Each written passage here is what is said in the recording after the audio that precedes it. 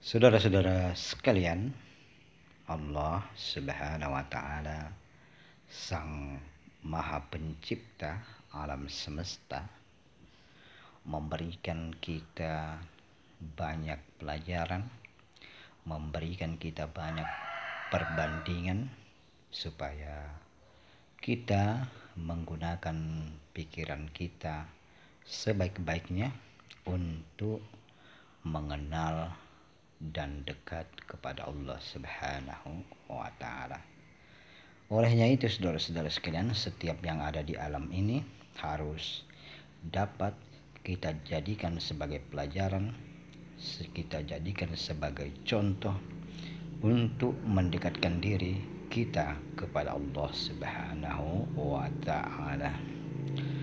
Dan perbandingan dan contoh yang menjadi dasar kita pada hari ini yaitu bahwa setiap sesuatu yang diciptakan Allah Subhanahu wa Ta'ala berpasang-pasangan. Demikian pula saudara-saudara sekalian, dalam hal masalah sesuatu yang memiliki kulit pasti memiliki isi. Sesuatu yang memiliki zahir pasti memiliki batin. Sesuatu yang memiliki jasad pasti memiliki roh. Kita ambil perbandingan saudara-saudara sekalian, buah-buahan atau biji-bijian. Buah padi tentu nanti kuat apabila dia memiliki kulit, dan isi padi pun nanti dia bisa tahan apabila dia memiliki kulit, dan kulit pun nanti memiliki harga atau dihargai atau dibeli orang apabila dia memiliki isi. Jadi perpaduan antara kulit dan isi adalah suatu yang harus dan merupakan wajib. Olehnya itu saudara-saudara sekalian, kita pun dalam menyembah Allah Subhanahu wa Ta'ala tentu harus memadukan antara syariat dengan hakikat.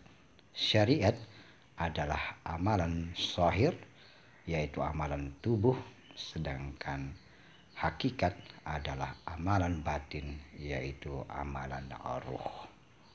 Olehnya itu saudara-saudara sekalian, apabila hal ini tidak kita padukan, maka jelas bahwa perjalanan kita kepada Allah Subhanahu wa Ta'ala tidak akan sampai.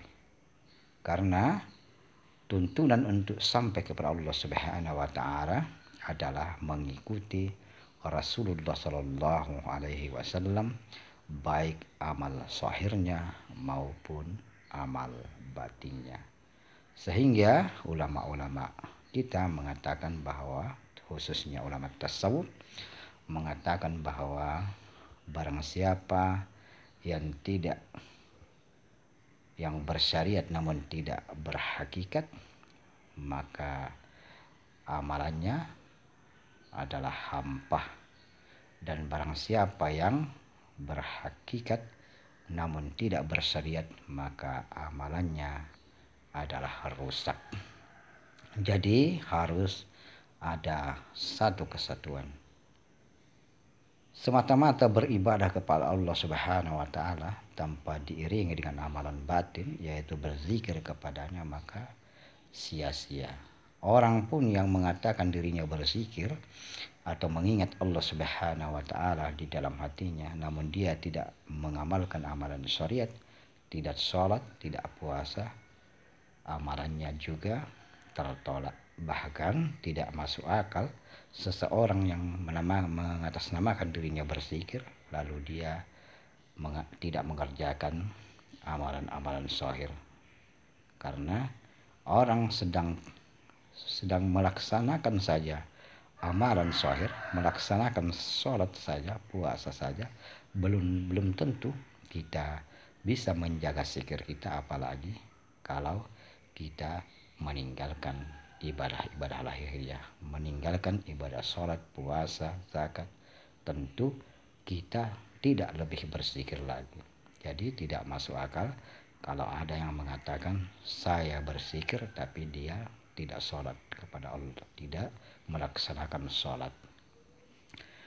Maka dari itu saudara-saudara sekalian, inilah yang menjadi contoh yang diberikan Allah Subhanahu wa taala kepada kita agar kita menggunakan pikiran kita.